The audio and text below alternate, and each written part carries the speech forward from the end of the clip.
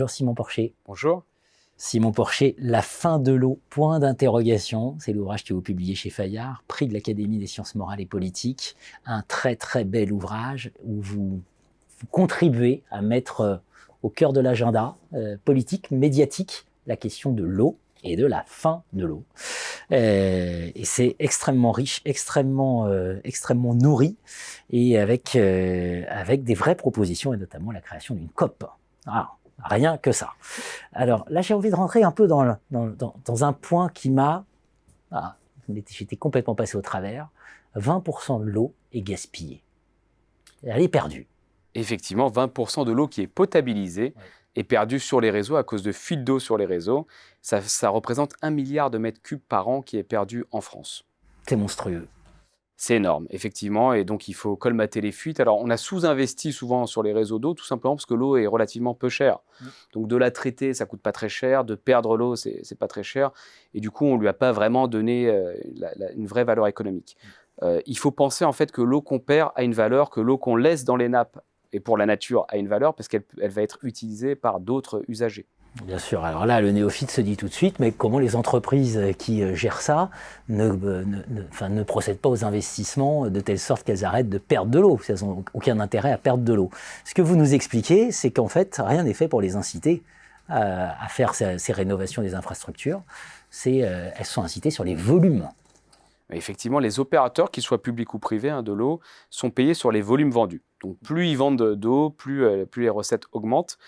Et je pense qu'il faut changer ce modèle économique. Il faut aujourd'hui les rémunérer, en tout cas en partie, sur la sobriété. Donc sur la capacité à faire en sorte qu'on consomme moins d'eau, sur leur capacité à réduire les fuites, effectivement, et même sur leur capacité à préserver la ressource en eau, la nappe ou le cours d'eau dans lequel on va puiser afin de délivrer de l'eau potable aux citoyens. Ouais. Et là, c'est un changement de paradigme complet, parce que concrètement, aujourd'hui, si on est un industriel, plus on consomme d'eau, plus le prix devient bas. C'est le paradoxe, c'est ça. On est incité à consommer de plus en plus, alors qu'il faut faire exactement l'inverse, c'est-à-dire inciter, comme vous l'avez dit, à la sobriété, avec des tarifications progressives notamment, avec des expérimentations en cours.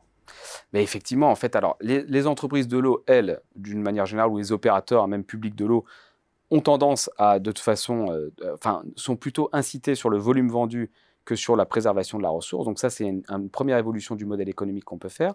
Et en plus, vous avez raison, sur la tarification, on a parfois des choses aberrantes, voire anachroniques. On a des industriels qui, par exemple, ont une tarification dégressive sur l'eau. Donc plus ils consomment d'eau, moins ils payent cher leur eau au volume. C'était une décision souvent des collectivités publiques pour attirer des entreprises sur leur territoire. Ça, c'est à oublier, c'est à arrêter. Il faut supprimer tout type de tarification dégressive. Soit on a une tarification qui est unique selon le volume vendu. Timbre-poste. Voilà, exactement, tout à fait. Je veux dire, ça, il n'y a aucun mal. Après, il faut évidemment trouver le bon niveau de tarification. Soit on met en place des tarifications progressives ou saisonnières. On peut effectivement expérimenter tout un tas de solutions, jouer sur les tarifs de manière à voir comment les consommateurs réagissent à ces tarifs. Ouais, donc en tout cas un débat que vous nourrissez, voilà, très fortement. Et en vous écoutant là et en vous lisant, je pensais à l'économie de plombier d'Esther Duflo, autre prix Nobel. Vous citez Ostrom, prix Nobel d'économie, et Esther Duflo qui nous dit il faut une économie de plombier, il nous faut ce regard quelque part du plombier, parce que là on évoque des fuites, c'est ça qui est très riche dans votre ouvrage. C'est cette granularité-là qu'on doit adopter aussi en recherche.